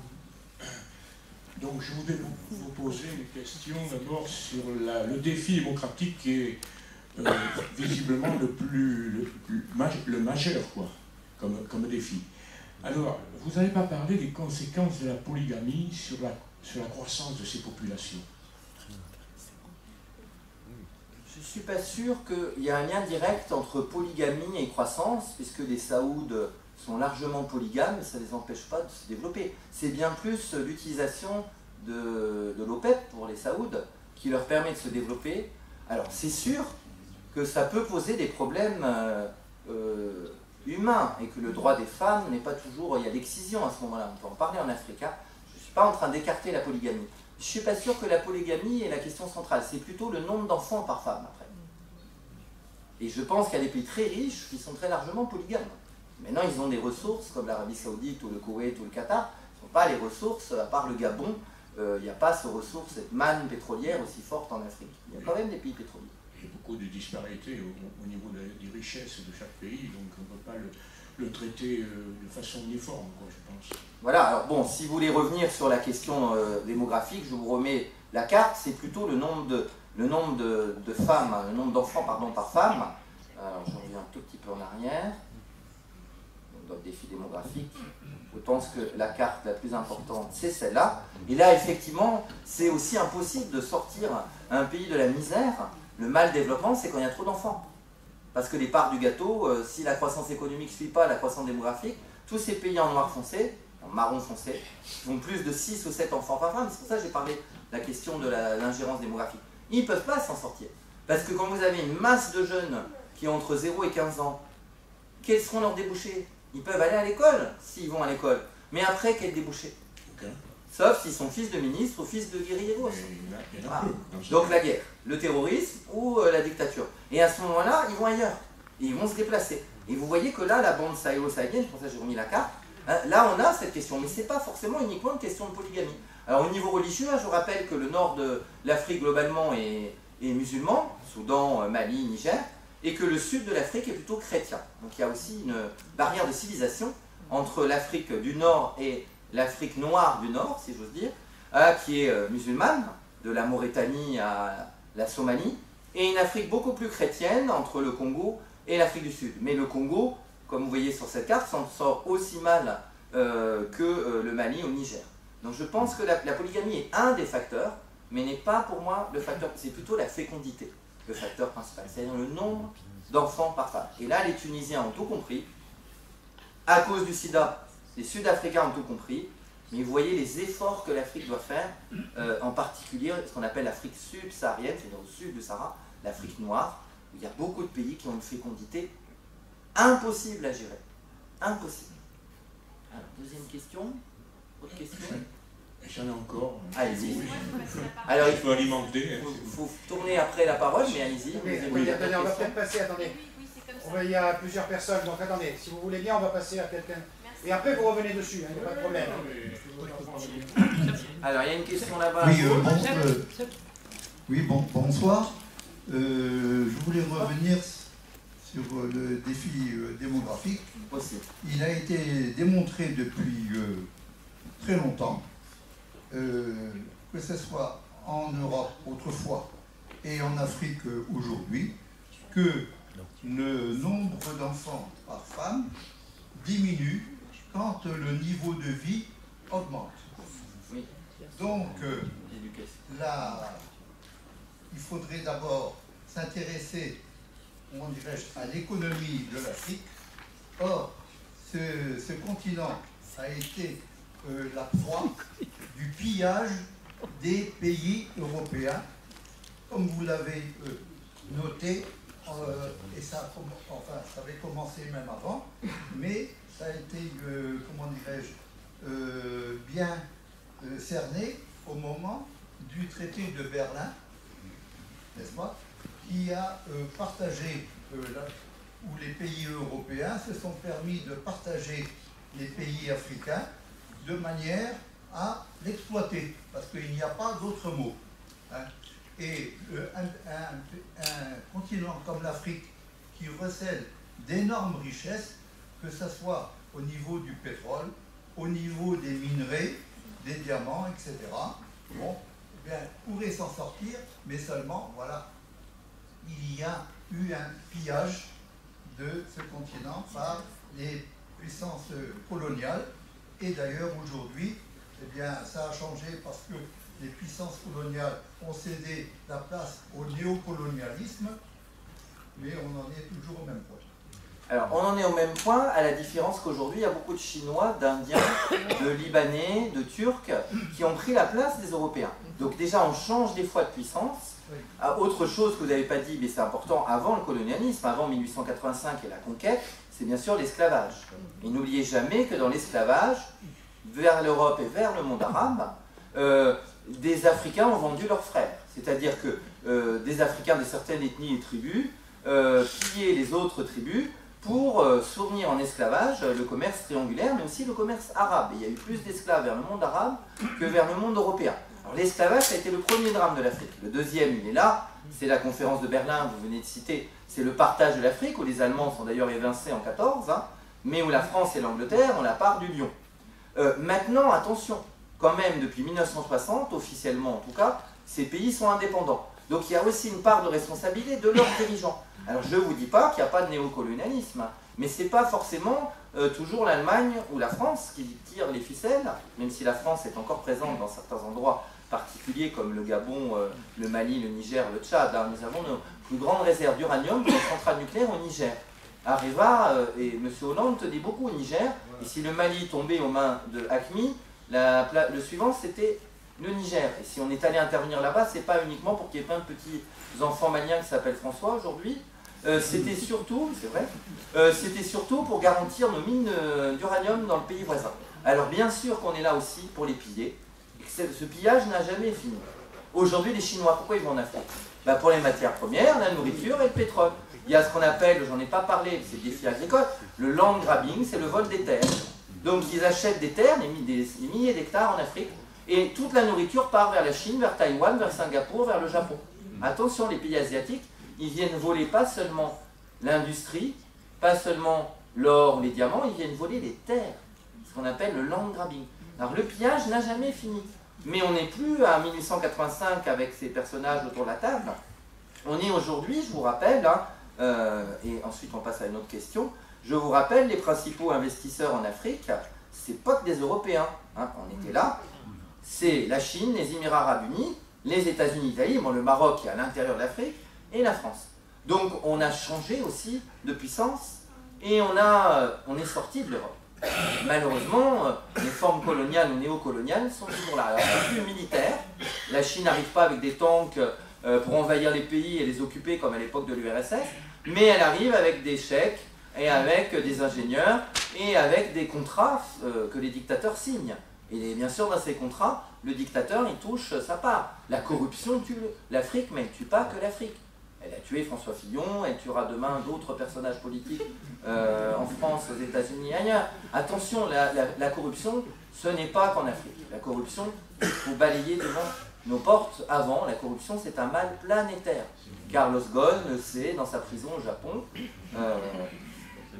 Il n'a pas fini de prendre des bols de riz et de l'eau chaude. Et tant pis pour lui. Autrement dit, les pilleurs ont changé, mais le problème, il reste toujours le même. Oui. On est d'accord. C'est l'image que je vous avais mis à la fin. C'est plus forcément l'Europe, c'est les dictateurs africains, mais derrière les dictateurs africains, il y a des Chinois, des Indiens et d'autres. Et la pompe Afrique. Moi, c'était simplement pour avoir quelques aspects sur le défi agricole. Vous l'avez oui. abordé. Oui. J'aurais aimé savoir si l'Afrique a un quelconque avenir pour remédier à cette famine. Alors la famine n'est pas dans toute l'Afrique, elle est quand même surtout dans la partie Yémen, enfin Yémen c'est pas en Afrique, hein, mais du côté en face du Yémen, en Somalie, en Éthiopie, dans cette zone d'Afrique de l'Est. Là je dirais que le défi agricole, alors c'est pas ma spécialité, mais il correspond aussi à un défi énergétique, c'est-à-dire qu'il faut des énergies renouvelables, l'Afrique est gorgée de soleil, énergie solaire, il faut l'électricité, et il faut amener l'énergie. Or aujourd'hui, les Africains n'ont pas tous accès, c'est un euphémisme, à l'eau potable, n'ont pas tous accès à l'électricité, n'ont pas tous accès à des choses essentielles pour l'agriculture. Donc je pense que pour améliorer les questions agricoles, il faut d'abord améliorer la question de l'eau, la question de l'électricité, la question de l'énergie solaire et de toutes les énergies renouvelables. Pour moi, c'est lié. C'est un des grands défis d'un ancien ministre français qui aujourd'hui est en Afrique, l'ancien maire de Jean-Louis Borloo, hein, de Valenciennes, qui, après avoir fait des matchs truqués avec Bernard Tapie, combat quand même c'était son avocat, c'est pas lui qui avait fait les matchs truqués, hein, mais a trouvé une cause nettement plus sympathique qui est l'électricité en Afrique. Je pense que c'est un des... Alors, l'agriculture n'est pas morte en Afrique. Il y a des terres qui peuvent être très riches, enfin, pas au milieu du Sahara, bien sûr, hein, mais il y a des terres qui sont très riches au niveau agricole aussi, qu'il faut développer. C'est une, bien sûr, des réponses à la question, mais il y a le défi industriel et le défi des services. Hein. Les trois défis sont liés. Hein. Là, je vous les ai séparés artificiellement pour faire trois parties, hein. Mais c'est évident que si l'économie va mal, la démographie sera difficile. Et comment relever le défi politique si l'économie se casse la figure et qu'il y a 3 fois plus d'habitants, voire 4 fois plus d'habitants? Les trois sont liés. Alors vous avez raison, je n'ai pas assez développé peut-être le défi agricole qui est un des défis importants pour l'avenir de l'Afrique. Une autre question. Moi, je voudrais revenir un petit peu sur le problème alimentaire. Oui. Le fait, le Tchad était un très gros producteur de coton. Oui. Sous l'influence du FMI, il a été obligé de contacter, afin de prendre des directives qui ont fait qu'on a imposé au Tchad des variétés de coton qui ne poussaient plus et qui ont mis si on peut dire sur la paille, énormément de petits producteurs qui vivaient convenablement là-dedans. Mais le problème, là, le néocolonialisme n'est plus tout à fait politique, il est économique, c'est-à-dire c'est une mainmise du capitalisme, et si les Chinois arrivent, là vous l'avez bien démontré, c'est pour faire de l'argent et pour récupérer les matières premières. Donc toute cette chose, c'est ce système que nous avons mondial du capitalisme qui crée, qui opprime les peuples, qui les met tributaires de conditions excessives par l'intermédiaire d'outils qui se sont créés et qui ont l'assentiment, je dirais, des petits dictateurs locaux, qui est le FMI. Alors pour répondre précisément de manière courte à votre question, le coton, le principal responsable, c'est les États-Unis. Parce qu'il faut savoir qu'il y a d'énormes subventions au coton américain, qui est aujourd'hui le coton le moins cher du monde, alors qu'évidemment le salarié américain est payé beaucoup plus que le salarié africain. Sauf que comme il y a des subventions énormes, ce pays qui dit qu'il fait du libre-échange est le premier à truquer le libre-échange. Il subventionne, l'Europe le fait aussi, hein, l'Europe subventionne ses agriculteurs. Mais là, sur le coton, c'est les États-Unis qui ont tellement subventionné le coton américain, qu'aujourd'hui, dans le monde entier, le coton qui se vend est américain. Mais les Américains, ils sont très forts. Le maïs, ça vient du Mexique. Aujourd'hui, ils arrivent à vendre aux Mexicains un tiers de leur maïs. Parce qu'ils ont détruit l'agriculture avec l'ALENA, ils ont détruit le maïs et l'agriculture mexicaine, ils ont bousillé les fermes collectives qui dataient de la Révolution mexicaine, ils ont imposé privatisation partout, ce qui fait qu'aujourd'hui, les Mexicains, un tiers de leur maïs et demain peut-être la moitié, vient des États-Unis. Alors là, il faut dénoncer aussi le principal responsable de ça qui... tout à l'heure, je vous l'ai montré, pèse 10 milliards hein, en Afrique. Les États-Unis sont en Afrique, ils ont choisi leur pays. Et sur le coton, c'est les Américains qui ont détruit le marché mondial. Alors après, on a trouvé, si je reviens sur le Tchad, c'est plus le coton. Le dictateur, ce qui l'intéresse, c'est le pétrole. Ils ont trouvé plein de pétrole au Tchad. Maintenant, le dictateur du Tchad, parce que c'est un dictateur, a tout misé sur le pétrole et le coton va passer à la trappe. Alors, le problème du coton, c'est que c'est très... ça utilise énormément d'eau. Pour les pays africains, c'est pas toujours bon. La mer d'Aral a disparu pour les champs de coton soviétiques. Attention, le coton extrêmement dépensier en eau. Mais la vraie raison, et là je le souligne, c'est pas l'Europe pour une fois. Des fois l'Europe n'a pas de bon rôle en Afrique. Là, c'est les États-Unis. Alors une autre question que sur le coton. Important, les matières premières. J'ai une petite question sur le classement des investisseurs en Afrique. Je suis assez étonné quand même du classement de l'Italie, et peut-être qu'il y a des raisons historiques, mais bon, il me semble que l'Italie n'a pas beaucoup de colonies en Afrique. Alors l'Italie n'avait que la Libye, et après l'intervention sarkozo-anglo-américaine, vous savez que Kadhafi a été assassiné et que le pétrole est revenu vers l'Angleterre, les États-Unis et la France. L'Italie a donc perdu la Libye. L'Italie, je dirais que c'est comme les Corses dont je parlais tout à l'heure avec Charles Pasqua. L'Italie a des ramifications partout. Comme il y a un énorme trafic de drogue, parce que ça je ne l'ai pas montré, mais une des richesses de l'Afrique, c'est d'être aujourd'hui la plaque tournante de la drogue, qui franchit ACMI, Monsieur Marlboro, ils ne vendent pas que des cigarettes, hein. Ils vendent de la drogue. C'est-à-dire qu'aujourd'hui, le Sahara est la plaque tournante de la drogue, qui vient des fois d'Amérique, de Colombie, qui passe par l'Afrique pour rejoindre l'Europe. Donc elle passe par le Mexique pour rejoindre les États-Unis, bien sûr, mais elle passe aussi par l'Afrique, et le Nigeria est une plaque tournante, pas que de pétrole, mais de drogue. Je pense que l'Italian Connection, il y a quand même la Camorra, non je ne rigolais pas quand je parlais de mafia, la Ndrangheta, la Camorra, bien sûr la mafia sicilienne, et les 4 mafias, je pense qu'ils ont des intérêts dans toute l'Afrique. Et aujourd'hui, je vous garantis que ces chiffres, je les ai vérifiés, l'Italie c'est 4 milliards de plus que la France. Hein. Et effectivement, pourtant, l'empire colonial italien, avec l'Éthiopie, avec Mussolini et la Libye, c'est rien. Mais les Italiens sont là. Comme les Libanais dont je parlais tout à l'heure, qui ne sont pas dans le classement, les Libanais sont dans une grande partie de l'Afrique, ou les Indiens d'Inde, une grande partie de l'Afrique de l'Est. Donc il y a des diasporas, il y a des aventuriers, et il y a des mafieux. Et là-dessus, l'Italie est plus forte que nous. Et la mafia italo-américaine, rassurez-vous. Hein. Oui, je voudrais vous parler. Question politique alors. Politique. Vous avez parlé des dictateurs à juste titre, de façon très précise, sur les méfaits sur leur population. Il y a eu dernièrement, l'année dernière, l'élection au Nigeria de George Weah. Que pensez-vous de son élection pour la stabilité du pays? Parce qu'il y a des choses à dire, très certainement là-dessus. Alors je voudrais avoir votre avis sur cette élection, monsieur le professeur. Sur l'élection, elle a eu lieu. Sur George Weah, j'espère qu'il aura autant de talent politique qu'il a eu de talent avec un petit ballon rond. J'en doute un peu, quand même. C'est pas sûr. Alors là, on est sur un cas particulier. Je ne sais pas exactement ce que va faire George Weah. Je pense... Là, je ne peux pas vous répondre précisément sur le personnage. Hein. Là, je ne sais pas. Je lui laisse le bénéfice du doute, mais j'en sais rien du tout. Par contre, c'est évident que les dictatures en Afrique sont quand même beaucoup trop nombreuses. Quand je disais l'espoir de la jeunesse, moi je ne pensais pas à cette histoire de George Weah, je pensais à la révolution au Burkina. Il y a eu un dictateur qui a d'ailleurs beaucoup servi la France à un moment et qui a assassiné quelqu'un qui n'était pas bien vu par la France sous Mitterrand, qui s'appelait Thomas Sankara au Burkina Faso. Et Blaise Compaoré, qui avait mené une dictature de fer dans ce pays, a été renversé par des étudiants dans des manifestations. Et là, on a, c'est pour ça que j'ai remis aussi l'image, il est là, le Burkina. Burkina Faso, le pays des hommes intègres, c'est ça que ça veut dire, Burkina Faso, et Sankara avait essayé de le faire, avec ses méthodes à lui, hein, qu'on peut contester, qui n'étaient pas pro-françaises. On l'a assassiné, on a mis un dictateur, et aujourd'hui, la jeunesse Burkina espère que le nouveau régime élu démocratiquement va, cette alternance, et vous voyez qu'il y en a eu quand même des alternances, là tout autour du Togo, va le vivre bien. Le Nigeria, je parlais de corruption, quel que soit le chef, c'est quand même compliqué. C'est un pays qui a connu qui a laissé complètement tomber le nord du Nigeria. Boko Haram, c'est pas qu'une histoire de terrorisme. C'est qu'en gros, tout l'argent allait, et le pétrole, au sud chrétien, le sud du Nigeria riche. Et le nord du Nigeria a été complètement laissé tomber. Et donc à partir de ce moment-là, ils sont réfugiés dans le terrorisme.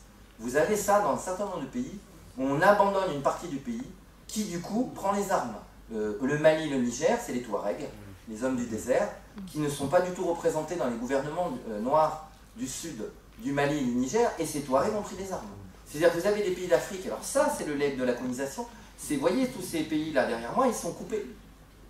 Les frontières sont totalement artificielles, parce que quand on arrivait sur la côte, on prenait toute la zone, on se découpait comme un gâteau, et on montait dans le nord. Et les frontières n'ont rien à voir avec les peuples et les ethnies. C'est que là, il y avait des Anglais, là, il y avait des Français, là, il y avait un autre peuple, et on a découpé l'Afrique. Et on n'a jamais respecté les peuples. Ce qui fait que vous avez des pays qui n'ont aucun point commun. Les Touaregs nomades du désert avec les gens du sud Mali et du sud Niger n'ont rien à voir. Et ça provoque des guerres, ça provoque des sécessions. Oui. Donc je pense que derrière ça, il y a aussi une question que je ne vais pas aborder, mais qui est très importante en Afrique, c'est les frontières. Les frontières de l'Afrique sont pratiquement toutes artificielles. Alors vous avez des rêveurs qui pensent qu'on peut faire le panafricanisme. C'est-à-dire 55 pays, on en fait un seul, ou 30 pays. Ça n'a jamais marché. Il y a eu un bouquin là-dessus, qui est paru récemment, Unite Africa. C'est le grand rêve musulman aussi, mais pour l'instant, 50 dictateurs, ils n'ont pas envie de céder la place.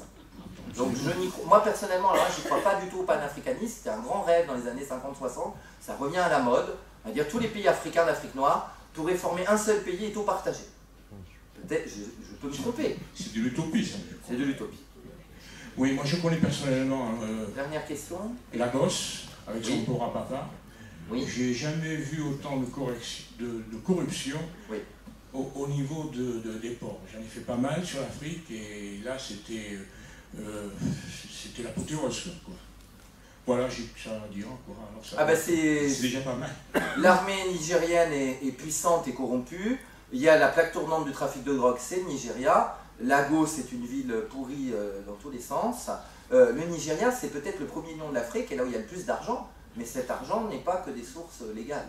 Et il y a une corruption galopante au Nigeria, on est tout à fait d'accord. C'est pas du tout mon modèle pour la démocratie de demain. Je préfère largement Nelson Mandela en Afrique du Sud, ou les Tunisiens avec leur printemps arabe, qui n'a pas pu avoir lieu en Égypte, que des gens comme les chefs du Nigeria. C'est sûr que c'est pas ça demain. La Chine est très présente au Nigeria. Je vous dis que la Chine ne regardez pas les droits de l'homme, elle regarde que ce qu'il y a dans le sous-sol et le pétrole. Alors, Nigeria, intéressant.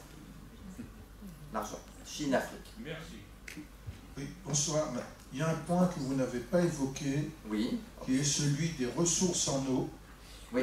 Et en particulier pour la bande sahélienne, parce que avoir la projection démographique à 650 millions d'habitants, comment ils vont pouvoir cultiver pour se nourrir, et même pour les animaux? Est-ce qu'il n'y aura pas un squeeze, squeezé bien avant bien avant 2100? Alors ça mériterait une conférence, la géopolitique de l'eau. Et toutes les guerres, pas que l'or noir, l'or bleu. Et c'est clair que le Sahel, je l'ai dit tout à l'heure, leur seule solution, c'est l'immigration. Parce qu'il n'y a pas assez d'eau, il n'y aura pas assez de culture et ils ne pourront pas être nourris dans ces pays-là. Et donc, le bouquin de tout à l'heure, là, que je vous ai montré, l'Afghanistan, c'est sur la question, justement, de tous ces pays qui débordent. Et parce que là, il parle beaucoup du Sahel. Hein, c'est en fait un livre qui parle quasiment que des pays du Sahel et pas de toute l'Afrique en réalité. Et c'est ces gens qui viennent particulièrement en France. Parce que Mali, Niger, Burkina Faso sont tous des francophones et il y a des fortes communautés en France. Mais c'est des pays très pauvres qui peuvent. Il y a une très forte solidarité. Moi, j'ai un étudiant de DAU qui était parti là-bas, qui vit régulièrement, qui part 6 mois et trouve que c'est un pays fantastique. Mais c'est un pays fantastiquement pauvre aussi. Et c'est clair que là, les ressources en eau, forcément, Sahel, juste à côté du Sahara, il y a un énorme problème d'eau. Là, vous avez tout à fait raison. Alors, ça aurait nécessité peut-être un 4e chapitre, j'avais pas le temps de tout faire. Hein. Mais ça nécessiterait peut-être une conférence, l'année prochaine ou l'année suivante, sur la géopolitique de l'eau et uniquement de l'eau. Parce que tous les grands fleuves, tous les grands pays se battent pour l'eau. Israël, Palestine, c'est aussi un conflit d'eau. Égypte, Soudan, c'est une question d'eau. Mauritanie, pour rester en Afrique, Mauritanie, Sénégal, c'est des guerres de l'eau. Parce que vous avez des fleuves, tout le monde veut pomper dedans. Là, c'est pas la pompe Afrique, hein, c'est la pompe à fleuve. Et dans les pompes à fleuve, c'est l'eau. Et l'eau, c'est vital pour l'agriculture. Donc, vous avez parfaitement raison. L'eau est un des enjeux dramatiques de l'Afrique de demain. Parce que malheureusement, une grande partie de l'Afrique, pas le Congo équatorial et où il pleut tout le temps, hein, mais on parle ici du Sahara et du Sahel, et même de l'Éthiopie, de l'Érythrée. Vous avez des zones arides qui auront beaucoup de mal à s'en sortir. Il nous reste 5 minutes. Peut-être deux dernières questions. Une petite question. Oui. Enfin, c'est pas trop une question. Je voulais aborder le thème de la culture. Ah oui. Parce que il y a eu il y a quelques semaines une décision du président Macron sur la restitution de biens culturels auprès du Togo. Mais ça, c'est quelque chose qui me paraît très important parce que un autre président, un de ses prédécesseurs, lors d'un discours qui est resté fameux, avait dit que l'Afrique n'était pas encore entrée dans l'histoire. Et en tant que prof d'histoire et de géographie, je comprends que ça puisse te faire sursauter, mais c'est aussi le regard que nous portons sur la culture africaine, c'est vrai, on regarde toujours l'Afrique avec un peu de condescendance, l'Afrique et les Africains, alors qu'il y a une culture extrêmement riche, hein, et fort ancienne, puisque les ethnologues disent que nous venons même, nous tous, de cette région sahélienne. Donc, pour dire que comme cette histoire est... Oui, mais ne faudrait-il pas déjà changer ce regard que l'Occident porte sur la culture africaine? Alors c'est un des autres défis, le défi culturel. Alors, je ne vais pas pouvoir le traiter, là, ça nécessiterait beaucoup de temps. Une petite pirouette, si on doit rendre à l'Égypte tous les trésors du Louvre ou des musées de Londres, c'est clair que ça, mais quelque part c'est du pillage culturel. On n'a pas pillé que les biens et les matières premières, on a pillé leurs œuvres d'art. J'ai une superbe exposition sur Madagascar à Paris. C'est vrai que la culture africaine mérite d'être défendue Alors malheureusement, ce n'est pas toujours les chefs d'État de certains de ces pays d'Afrique qui vont défendre la culture. J'espère que la jeunesse de demain la défendra et qu'on aura aussi l'occasion de parler de ces cultures africaines, parce que là je tiens au pluriel. Je pense qu'il y a beaucoup de cultures africaines. La culture de l'Afrique australe, la culture de l'Afrique centrale, la culture de l'Afrique du Nord ne sont pas les mêmes cultures. Et effectivement, c'est très riche aussi au niveau culturel. Et ils n'ont pas l'argent pour défendre des instituts Confucius comme les Chinois, ou l'Inde, ou d'autres cultures qui peuvent développer, le Japon, qui peuvent développer leur soft power et leur influence culturelle. L'Afrique n'a pas cette chance financière pour pouvoir défendre sa culture. Mais cette culture existe, il y a bien sûr des écrivains, des artistes en Afrique qui a longtemps été pillée et qu'il faudrait défendre demain. Je crains que ce n'est pas la priorité de certains États. Et tu as parfaitement raison de dire qu'on a cette vision beaucoup plus sur les migrations, les guerres et les maladies, parce que c'est ça qui nous fait peur, le terrorisme, les guerres, les maladies et les migrations. On pourrait aussi développer dans le côté afro-optimiste la jeunesse et la culture. Et je pense que là, ça rejoint ma question de l'éducation par contre. Si demain on arrive à éduquer l'Afrique, la culture se relèvera, et heureusement. Bien, eh bien écoutez, je crois que beaucoup de choses sont dites. C'était bien de terminer sur la culture, ça donne une note d'espoir. Merci pour votre attention, passez une excellente soirée. Et puis on se donne rendez-vous après les fêtes, en bon état. Et moi je vais vous couper, il y a un café éco la semaine prochaine, M. Modica. Voilà, il n'y a pas que les clionotes à la médiathèque, je suis désolée. Alors effectivement, c'est bien qu'il y ait aussi un peu d'économie. Donc voilà. Mais donc, alors il est quand le café éco? On peut le répéter quand même? Mercredi prochain. Alors c'est mercredi prochain. Et puis ensuite, effectivement, on vous donne rendez-vous en janvier pour le sujet donc que nous avons abordé sur l'agriculture. Et justement, Christiane Perronard vous donnera d'énormes indications parce qu'elle est très impliquée dans l'agriculture en Afrique de l'Ouest. Merci.